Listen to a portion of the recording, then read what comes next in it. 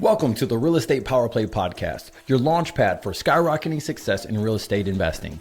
I'm your host, Gabe Rodarte, alongside Mark Monroe. We're ready to bring you transformative stories, groundbreaking strategies, and the insider secrets of real estate giants. Get ready to accelerate your investment journey and become a true power player in the world of real estate. Hello, my name is Mark Monroe, your host this week on Real Estate Power Play, and I'm excited to have Nathan Turner. He's been on a couple times, and it's always a pleasure. Nathan is in the same industry as us, and we originate the seller financing notes on what I tend to do specialize, and Nathan is always in the back end buying those notes. So Right. we're sitting Yeah. here just talking. Nathan, how you doing? Real good. Real good. Trying to stay warm, but otherwise good. We were just talking about that. He's up there in Canada. Whereabouts in Canada are you located again? Just outside of Calgary, Alberta. So we're if you think of it, we're kind of on the west half of Montana, right above that. Oh, wow. Beautiful Yeah. country. Yep, Yeah. that whole area is beautiful. So, and I see your photos and videos of stuff all the time. You guys are always out there hiking and just out there.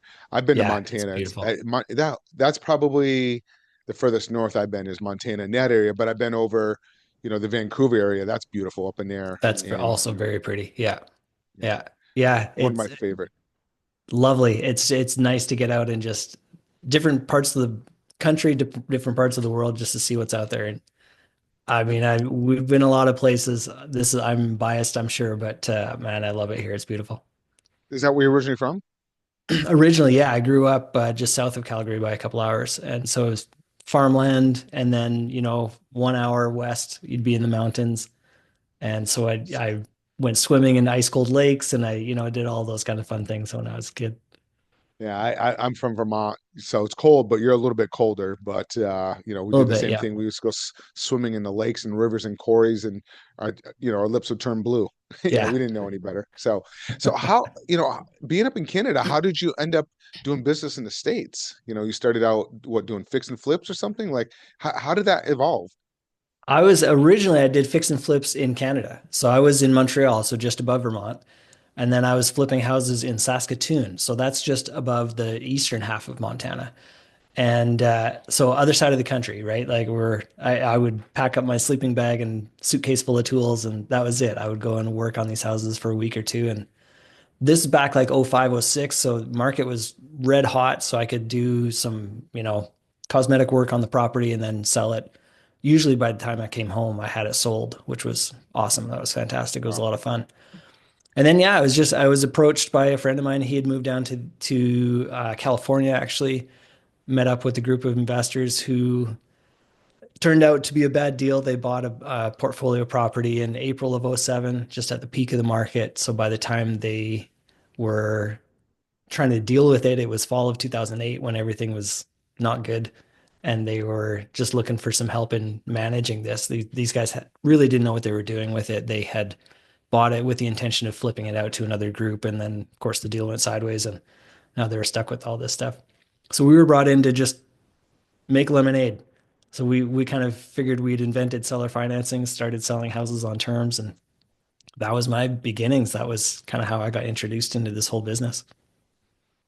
Whoops. Awesome. That was a lot of people that got actually into the business around that time, taking the mess, if you will, in like, you're saying making recipes or whatever, and then Yeah. coming up with solutions. They did really well. A lot of people did really well. I know this one guy in Arizona, he purchased over like two or 300 subject twos Hmm. during that time period. And he ended up selling them off to a hedge fund for about 17 million. So it's just Nice. he did really well. And it sounds like you guys did extremely well and you're still here, what, 2025? You're still Yeah. at it. Yeah, I didn't do quite that well back then, but no, the challenge was at the time was it was a portfolio of distressed houses, to say the least, mostly centered in the Midwest, Michigan, Ohio, and Indiana, and the houses were already in bad shape in 2007. So by the time that we were looking at them in by this spring of 2009, these houses were in really rough shape. There were some that were had already been demolished by the city, and so they were just not good. So, and we didn't have an operating budget to deal with. So really seller finance is what we could do. When we looked at what were the possibilities, what could we make happen here, that was really the best solution because we didn't have a way to fix them up. We didn't have a way to make them nice and pretty. So we sold them as is.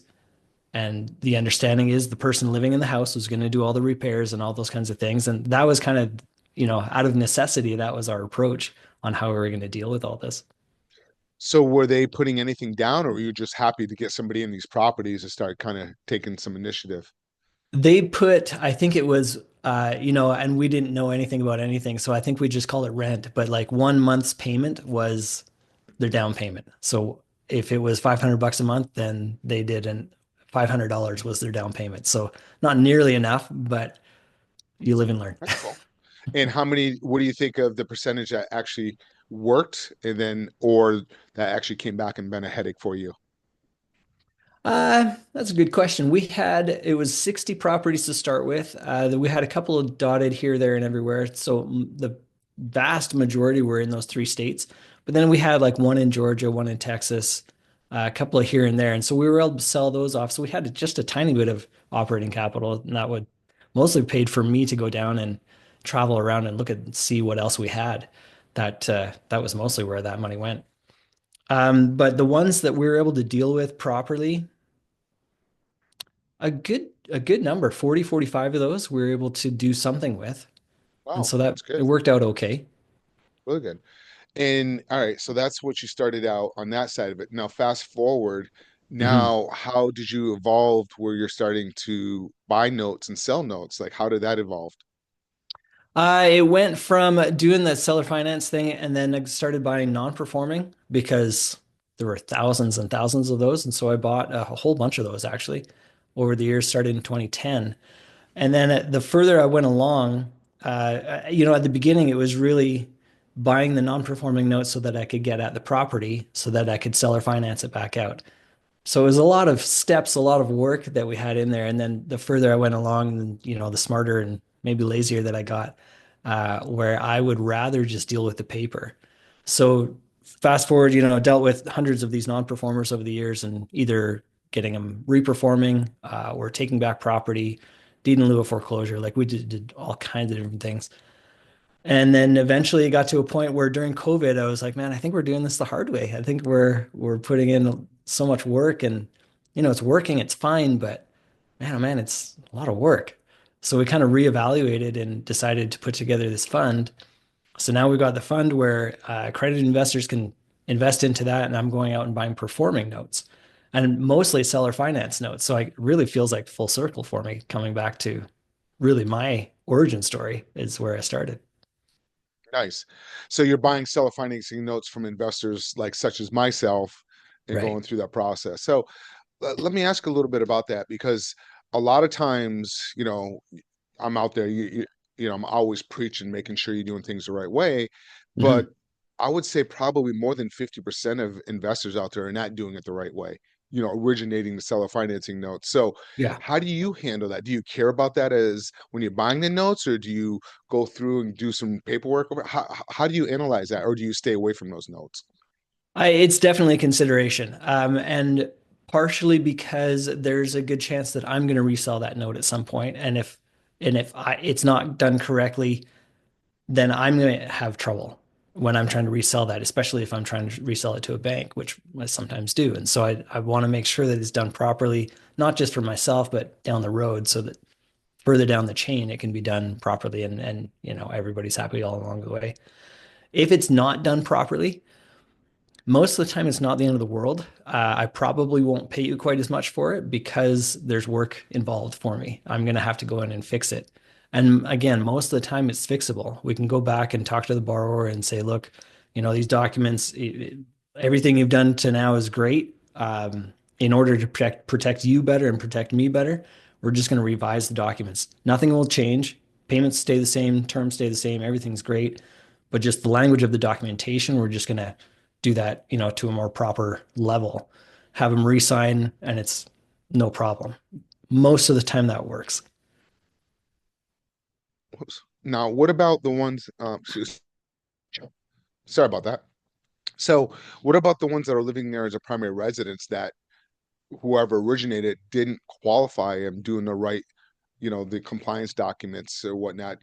Do you care about that, or is that kind of a concern? How do you guys look at that in the secondary market? It is still a concern. Again, more for their protection than anything else. I want to make sure that they have the ability to pay. So we'll go through that and we'll revisit that and see, okay, what does this actually look like? If they were brand new today, could they qualify? If they went through with an RMLO and went through the whole process, is that something that would work? And if the answer is yes, great. Then no problem. We'll just continue as is. If there's going to be an issue there where maybe they wouldn't qualify, I would probably just leave it as is. And then that's just going to affect who I'm going to be able to resell that note to in the future. Got it. So if somebody's already been in the property for 2 years, they didn't go Mhm. through the license RMLO, but they established payment history, Mhm. that's really not a concern to them because they established and they're showing you that they have good payment history. Is that how you look at it? For the most part, yes. I might adjust the pricing slightly with again my forward thinking that I'm going to have to resell this and I may have to sell it at a slightly bigger discount because of improper documentation or whatever they want to call it. What's usually a percentage of something like that for that part of it that they didn't use an RMLO? Is it like 10%, 20%, 5%, like discounted? What's a norm in the industry? It's more, yeah, I'm looking at it more as a yield standpoint. So if I'm typically looking for a 12% yield, I might require a 13% yield. So however that looks in the numbers on this buy side. Okay. So let's talk about that a little bit. Because I know, we look at it on one side, we look at loan to value, we look at percentage, you talk yield. So Mhm. people that are not familiar with the note world, can you kind of dive in a little bit about that, like yield and how it works and how they make money from it, and Sure. if you don't Yeah. mind. So Thanks. yield is more like IRR. So it's your internal rate of return. So we're talking about a return number over time. So I'm not just talking about an ROI, which is 1 year worth of, buy, sell, and then this is the profit divided by whatever I paid for it. That's your ROI. So that can be calculated on the deal itself, or it could even be as a year long calculation. I'm talking about stretched over 30 years. If I get this payment amount at that interest rate over time, so, for example, if you're paying a $500 payment, so much of that is going to be principal, so much that's going to be interest. And over time, that fluctuates. So there will be more and more principal paid and less interest paid. So over time, what does that look like? And that is how that yield is calculated. And that's a very basic explanation of it. But that's how that works. So I'm looking at an over time kind of return versus 1 year at a time or even per deal. If I'm looking at a per deal, I mean, it's ridiculous. Like if you look at your own mortgage and you say, okay, I paid whatever, $500,000 for my house and I've borrowed that much from the bank over 30 years, they'll give you that amortization schedule and it's not pretty, but it's going to show that you're going to pay, well over $1 million over the time that you've got that loan out there. So from an ROI standpoint, it's ridiculous. So that's why we're looking at a yield calculation. Yeah, that's one of my selling points when I'm presenting a seller financing offer to a seller. I'm Yeah. always providing an amortization schedule, and I go, "Hey, go down to like line 120. It's Right. 100. That's 10 years. How much Yeah. money have you collected?" And we just Yes. did one not too long ago where the seller's making an extra $179,000 on top of it. Yeah. So it's like a no-brainer to him. So, when you do your numbers, do you use one of these bad boys, or do I you use? do. Mine is the electronic I have that version. too. Yeah. Yeah. And I do. I've got it on my phone. I've got it on my computer. I've got it on my laptop. Like it's everywhere. And so I'm ready to go anywhere, anytime. Bible. That's kind of Yeah. how you can tell who's been in the business a while when they pull that out. Yeah. Yeah. When I very first started, the app was brand new. I think it had just been created that year or the year before. So it was brand new. And even phones at the time were pretty new. And so when I found that, I'm like, oh, this is great. And didn't have to go out to Staples or wherever and go and buy the additional Oh, yeah, calculator. So that was nice. I purchased my first one in '95. Okay. Yeah, And they were this was expensive back then. They were like 2010. $80. They were like 80, $90 for one of those things back then. Right. Yeah. Crazy. Yeah. And I remember hearing that. So when I looked to see maybe there's an app for that, and, that was brand new thing in 2010, 2009. And sure enough, there was, and it cost, I think it was $8 or $10. I'm like, yeah, done. That's great. I gotta find you gotta send me the app because I had the app and then they never something happened with the app and it just after you renew it, they just disappeared. The app Oh just no, disappeared. Yeah, isn't that weird? So that I've been is trying to weird. find other ones similar to it. What's that? I use the one, it's 10BII, and it's by Okay. Yeah, I Indicate have that one Development. too. Yep, Yeah. that one's a little different, but I have both. I the old school one and the 10i. Yeah, that one works Okay. great. So And it kind so of depends on what you learned on, and I learned on the 10B too. And so that's the one that I use. yeah, I learned the other HP, but I've used both. I go back and forth depending on because one's Okay. better. Like that one that you're talking about, the Hmm. app is amazing because it will. That's where I use to produce the amortization schedule. It does it Yeah. right from there, and you can Yeah. click on it, sends it out in a PDF document. Yeah. It's Works fantastic. really well. Yeah. Yeah, works really well. So now you don't really do one off so much anymore. You do. Sounds like you do more tapes. Is that what you do? You kind of do more packages, or kind of explain a little bit about that. I'm opportunistic. So my preference, my ideal situation is I find somebody like you that's out there doing it as a business where they're acquiring property, selling it on terms, creating a note, and then they want to cash out so they can go out and do it again. So the person creating, they get to keep that down payment. They get to keep whatever, from whatever I pay, whatever profit they make in there, they keep all of that. Plus they're cashed out so that they can go do it again. That's my ideal so that we can have repeat business and we can continue working together. But if I get, on a fairly regular basis, I'll have somebody just email me or call me out of the blue and say, "Hey, I have this one note. Are you interested?" Absolutely. Let's have a look at it and see what we can find. So that's good. It's all about networking. That's really what it Yes. is. Yeah. And same in my world, us originating it. So let me kind of get your opinion on something. You know, David, I know you and David have a podcast together. What's the name of Yeah. the podcast that you guys do again? It's called the Real Estate Notes Show, and Okay. it's everywhere you want to find it. If it's on Spotify and Apple and wherever else you're getting your podcasts. We do it as a Facebook Live if you want to tune into that live as well. So And it's also, everywhere. it's live in my group. You guys do it every other week. And the Seller Yes. Financing Homes group, if anybody's listening, you can grab it from there too as well. Oh, So it's cool. good. It's really good information. Now, David's been doing the strategy a little bit. And I want to kind of get your opinion because I'm Yeah. trying to figure out how to make this work. He's talking about, you do the first and then you do a second type of thing. Mhm. What are your thoughts on that model? I'm a big fan. I did that way back when, 2011, 12. That was definitely something that we did. Yeah. And so you're creating two notes. You create a first and a second. Do it in a way that where you can sell that first and then just hang on to the second.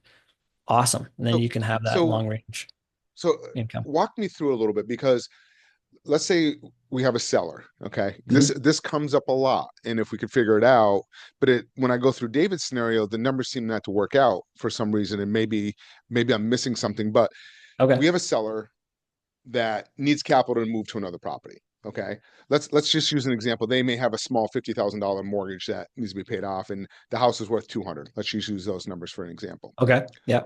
So in that scenario, you do what, 70 first, 75% first? Is that what you normally Yeah. would do? 75% first typically. Yeah. And then what, 10, 15, 20% second that Yeah. the investor holds and you guys Right. are creating. Okay. Right. So out of that first, let's say, for example, let's say it's a $200,000 and you said 75%. Okay. So Right. it'll be 150,000, Hmm. right?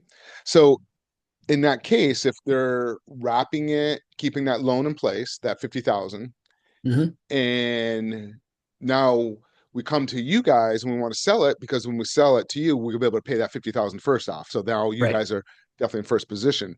Yeah. But how do we make that work? Because it seems like you guys are the industry is trying to get a lower discount because it's valued at 150 currently, correct? At the 150, if we're doing Property is valued at 150 or no, the no, no, properties say valued at 200. 200, right? Right. Okay. But the 75% is 150,000. Yes.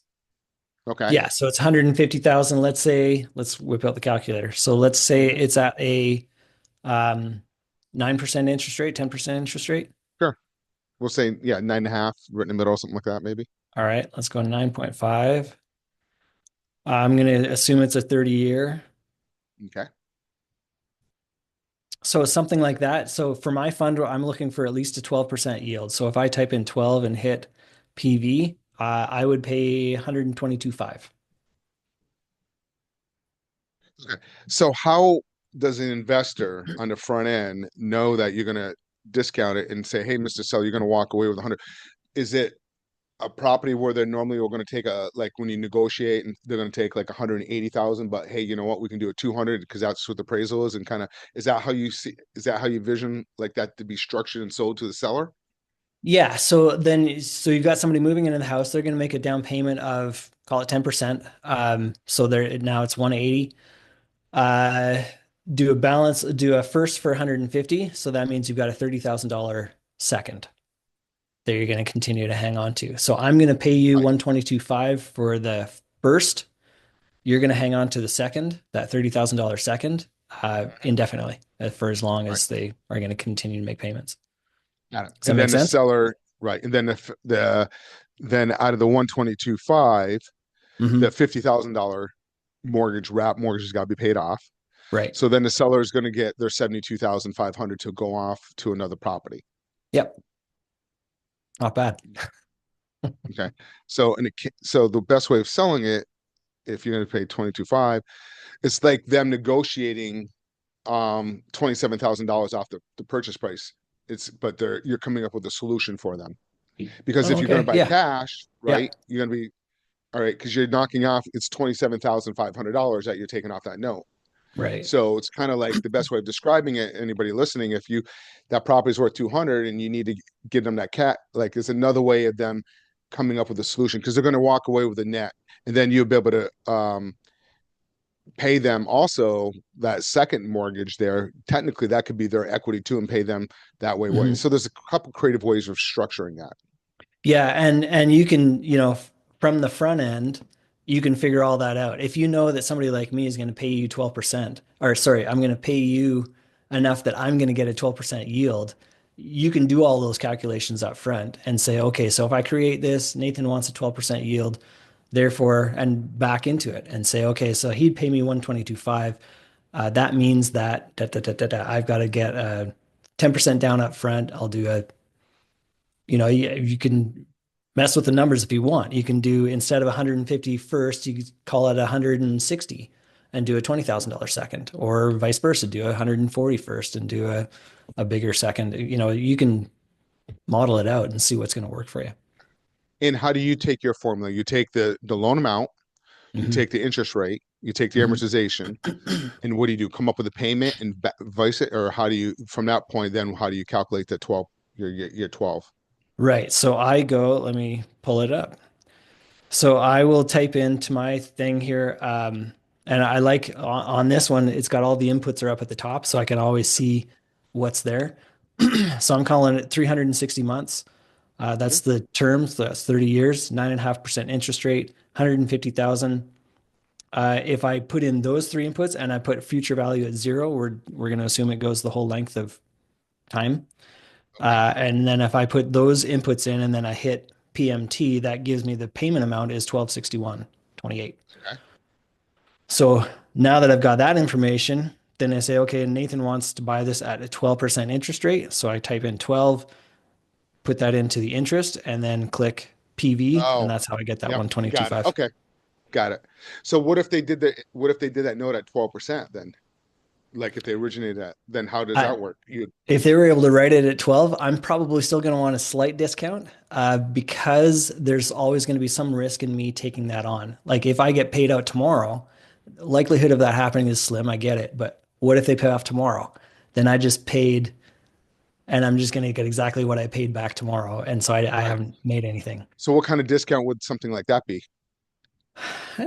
Let's find out. Let's try that. See what happens. It's At 12%. 150,000. Hmm. We're doing this on the fly. How do you like that? It's That fine. means that payment amount then is 1542 a month instead of 12, whatever that Hmm. was. So it's Okay. an extra 300 bucks a month for the borrower if they can handle that. Um, I would probably just say I'll buy that at a 13% yield. That is 139,479. So 139.5. Got it. Okay, that makes sense. You bump it up 1%, Yeah. one. That's Yeah. typically what you do. So what if Yeah. it's like Just to be sure. yep. So what happens if somebody brings a 14% deal, interest rate of 14%? Do you go 15% or I'm just That's a curious what good that thought question. process like. What Those it those doesn't don't come happen, up but I'm that just often. curious how somebody happens. Like, what's that look like? I might go like 14.5 or something like that. I get it. Something like that. Okay. Yeah. So that's very good. That's good that it's a very good education on that aspect of it. Yeah. So now you buy notes. How long do you hold them before you usually sell them off? Great question. So, because I'm buying primarily for the fund right now, so I'm buying for myself and for the fund. The whole idea of the fund is to fund my own portfolio. But for now, I'm primarily buying for the fund. Because of that, I'm typically hanging on to them for shorter term, 1 to 2 years kind of thing. If it's a long-term note, like a 30-year note, I'm probably going to hang on to it probably for around 2 years. Um, and the reason I say that is I'm looking at that amortization chart. So if we look at that example, if I paid, where were we? We're at a different calculation now. So if I paid 122.5, I will pull up the amortization chart and say, okay, so the balance was 150. If that drops over 2 years, now the unpaid balance is 149. Could I resell that for 122.5? If I was able to resell that at the same price that I paid, then that's what I'm looking to do. Yeah. So you collected the $1,200. You collected over 20K on it Yeah. in a sense, and you're Yeah. selling it just by a slim margin, a couple grand. So that's kind of all right. So you're kind of making that totally makes sense. Yeah. So I like Yeah. that. But because I'm using borrowed money, I have to be able to recoup that capital. So I doesn't make sense for me to hang on to it long term because it's actually a depreciating asset, which is Right. probably the biggest deterrent to note investing is when you're looking at property, you've got that long-term appreciation. With a note, it's a long-term depreciation. So you figure out what you're going to do with it, whether you're going to hang on to it for the whole term or bank on getting paid out early to help boost your return or whatever the case might be, but that's something that you have to That's factor in. that's kind of what I look for. I like when I originate my deals because I usually hold mine, and Mhm. um, and I'm always trying to exit around 5 to 7 years because Yeah. at that point, that's where the principal starts, the numbers start adjusting, Right. and at that point, just want to take it and redeploy into some other assets. That's Yep. kind of Yeah, exactly. Yeah. it's kind of my mindset. Now, do you ever like when you have your fund full, do you ever bulk it up and sell it off at one shot to get a bigger pie? Do you get paid more that way? Um, we haven't done that yet. We haven't been there yet. This fund is relatively new. It's only about a year old. So we'll see. That's a possibility. I have talked to some people about that in the past. Um, I'd like to learn more about it before I decide one way or another, but it's an interesting option for sure. Nice. Nope, I like that. Shoot, I had another question there. I totally had. So is there something that I had not asked you that that's kind of important or educational in the note world? You know what? There's two parts when you're getting started in notes. There's the first part is getting some education because that's very, very important. This is not real estate. It's real estate related, but that's all. So if you come from a real estate background, great. So did I. But this is not the same thing. So you have to learn the game of notes. It's a finance game, and you have to, every state has different rules. There's licensing. There's different things you have to know. So I highly recommend getting some education. The other part of that is it's a pretty small group of people that do this. So network like crazy. And this is, as far as the pitch comes in, this is it. But I took over a conference a couple of years ago because I'm a huge believer in conferences. I went to my very first one in 2009 and I was blown away. Go into that room and there's 200 people talking about this thing that I just barely had discovered. And it just absolutely, I was floored to see how many people knew about this and knew what they were talking about, where I didn't. I was just brand new. So that's where I started. Smart. I handed out 20 business cards. That was my goal and went from there. So now I've got my own conference and I highly recommend networking at conferences. Yeah, it's fun, especially I've been originating it for so long. it's Hmm. fun communicating, talking to people in the note world because they get the structure and the mindset and the numbers and how things Yeah. work.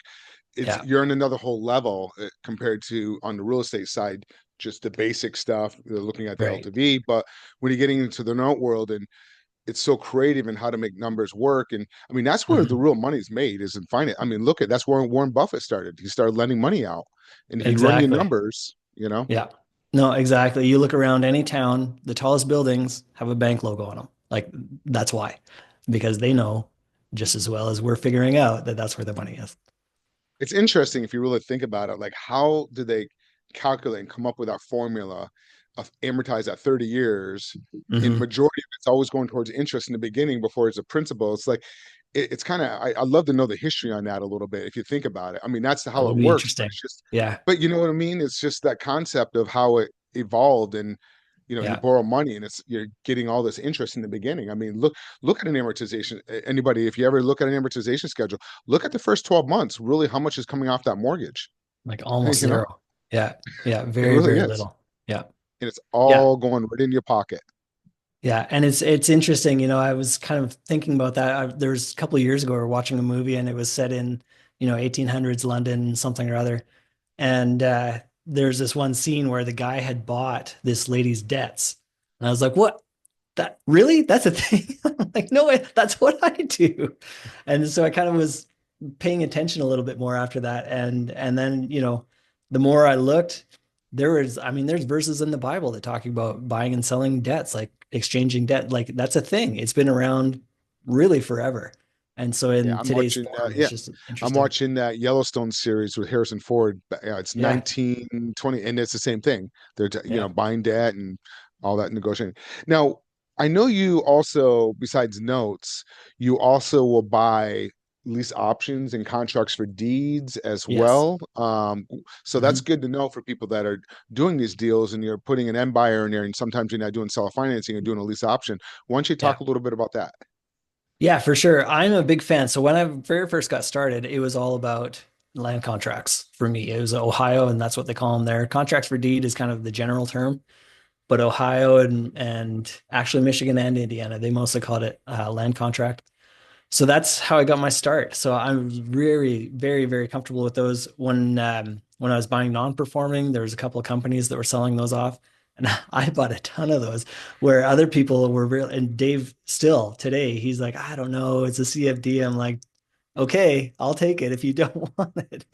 I'm a big fan, mostly because so the downside is actually I'm on title. The upside is that because I'm on title, when it comes to a default, it's a much faster, easier process to get that property back. And so that's the biggest reason that I like them. Um, but for sure, I'm all over those. I like those a lot. You still do how many of those? You still do a few of those a year? On the purchase side, because I'm doing seller finance, I'm seeing more of them these days where, with the non-performing, most of those came from banks in the first place.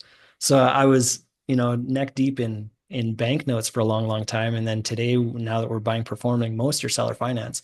So a lot of those tend to be contracts for deed. Great. I'm happy with those. Nice, nice. No, I like that. So, that's awesome. So that's great stuff. So let's talk a little bit about what's coming up in May. Let's talk a little bit about that that you do in Nashville. This is what your third, fourth year? This will be my third year. It's the conference's 10th anniversary, actually. So that's Wow. exciting. And so yeah, my wife and I took it over a couple of years ago, and it's just a blast. And for me, I was approached to take it over, and my very first thought was, because I'm such a believer in conferences, if there's anything better than speaking at a conference, it's got to be owning the conference just for the networking. And that was like my number one reason for wanting to take it over in the first place was increase my networking capacity and capability.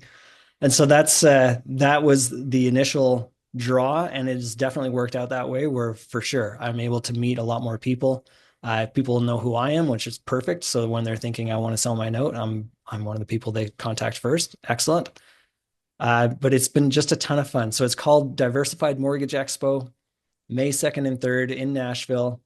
I mean, the night before we do an axe throwing tournament, and it's just for the networking so that you can get to know people so that when the conference starts the next morning, you're already comfortable with people that you've met last night that you had a really fun time with. So that's it's very much centered around that. You're not going to get sold on anything. Nobody's allowed to pitch.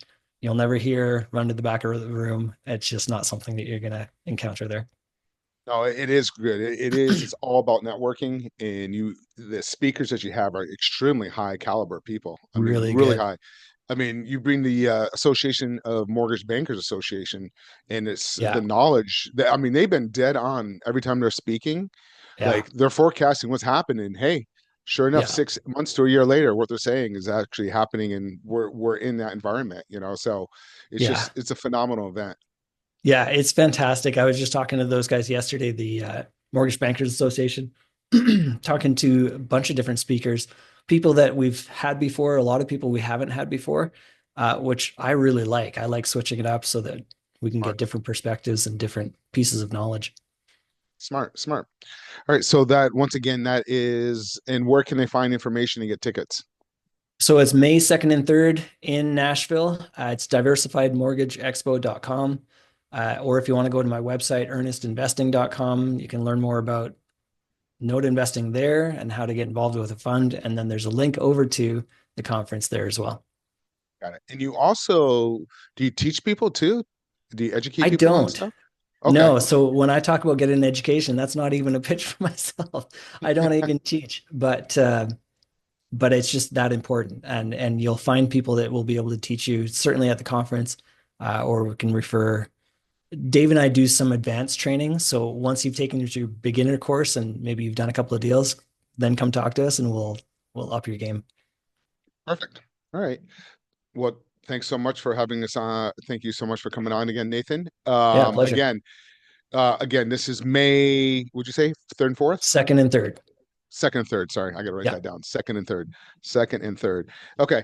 Um, Thank you guys for listening to another episode of Real Estate Power Play. Please like, share, and hopefully we will see you guys in Nashville in May. So be well, awesome. be good, and take care. Thank you guys so much for listening. Bye bye. Thank you.